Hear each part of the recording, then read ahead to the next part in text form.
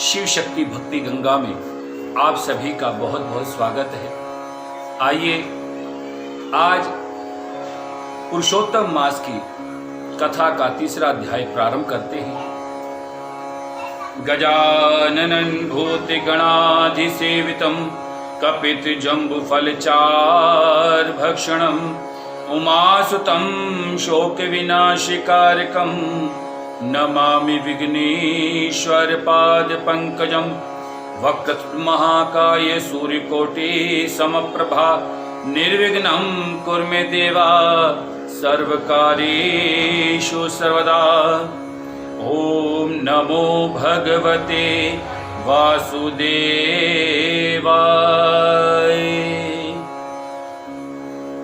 श्री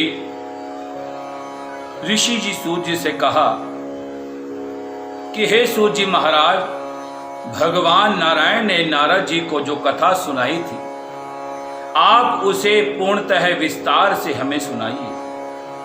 सूर्य बोले, हे ऋषियों, मैंने जैसे नारायण जी ने नारद मुनि से कहा वह सब मैं उसी तरह आपको सुनाता हूँ।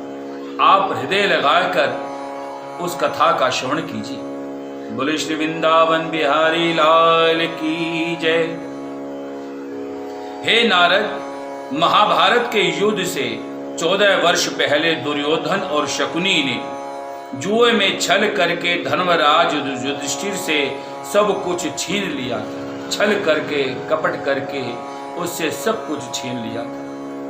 दुर्योधन के कहने पर दुशासन ने द्रौपदी की साड़ी को पकड़कर भरी सभा में खींचा, तब भगवान श्री कृष्ण ने उसकी रक्षा की थी।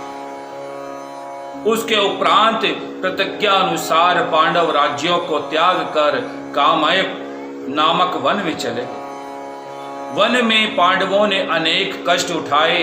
उन दुखों को देखने के लिए एक बार भगवान श्री कृष्ण काम्यक वन में पधारे। तब अपने निकट भगवान को पाकर पांडव अपने प्राणों को लौटा हुआ अनुभव करने लगे।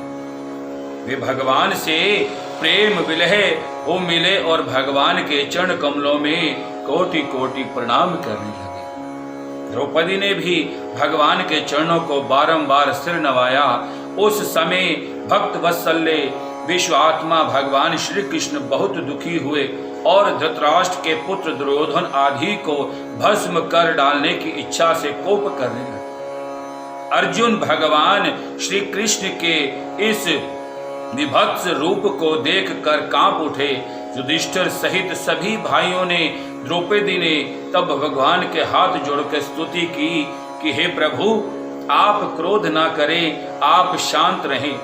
अर्जुन ने हाथ जोड़कर विनती की, हे नाथ, आप जगत की रक्षा करने वाले, आप सर्वश्रेष्ठ, सब संसार की रक्षा करने वाले हो। मैं इस जगत से बाहर नहीं हूं, फिर आप मेरी रक्षा क्यों नहीं करते? आप हमारे कष्टों को दूर कीजिए। आप तो सारी बातों को जानते ही हैं। हे प्रभु, मैं आपके चरणों में प्रणाम करता हूँ।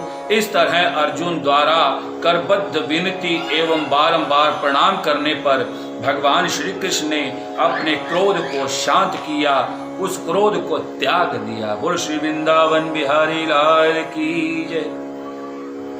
हे ऋषियों, तब पांडवों ने भी संतोष माना और उनके भयभीत मुख फिर से खिल उठे। श्री नारायण के नारद जी से कहा कि हे नारद, भगवान को प्रसन्न देखकर अर्जुन भगवान श्री कृष्ण से ठीक यही प्रश्न किया था जो आपने मुझसे किया है। तब श्री कृष्ण ने 2 घड़ी ध्यान किया और पांडवों के हित के लिए इस प्रकार कहा कि हे राजन, आपने यह अनोखा प्रश्न किया, इसका उत्तर देने में मैं अपने को समर्थ पाता हूँ। चैत्रादिक मास पक्ष नाड़िकाएं याम त्रियाम ऋतु मुहूर्त उत्तरायण दक्षिणायन वर्ष युग पराधन अंत और इनके भी परे नदी समयुक्त झील कुएं बावली पल्लव निर्झल लता बल्लव औषधि वृक्ष वनस्पति पुर ग्राम नगर पर्वत आदि सब मूर्तिमान है और अपने अपने गुणों के कारण ही पूज्यमान है। इस सब में कोई नहीं जो अपूज्य और स्वामी रहित हो। हे पांडुपुत्र, इन सभी को मैं एक अधिक मास ही ऐसा था जिसका कोई स्वामी नहीं था। बोले पुरुषोत्तम महाराज की जय। इसलिए इसको अधिक मास कहा जाता है, क्योंकि अधिक मास में इसका कोई स्वामी नहीं है, इसके स्वयं नारायण ही इसके स्वामी है। इस कारण इसका कोई स्वामी नहीं है। स्वामीहीन होने के कारण सभी व्यक्ति उसे अनाथ, स्वामीहीन, निंदनीय, अपूज्य, मलमास, रवि, क्रांति, संक्रांतिहीन आदि नामों से पुकारते थे। शुभ कर्मों के लिए इसे त्याज्य कहकर निंदा की गई। ऐसे निंदा एवं अपमान के वचन सुनते सुनते अधिक मास तेजहीन, निरोद्योगी और दुखी रहने लगा। फिर अत्यंत चिंतित होकर वह मरणसन हो गया।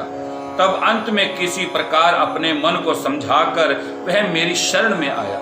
हे अर्जुन, वह बैकुंठ में आया और मुझे साष्टांग दंडवत प्रणाम किया। मैंने दर्शन पाकर उसके करबद्ध हो अपने नेत्रों से अश्रु बहकर मुझे अपनी करुणा का कथा सुनाई।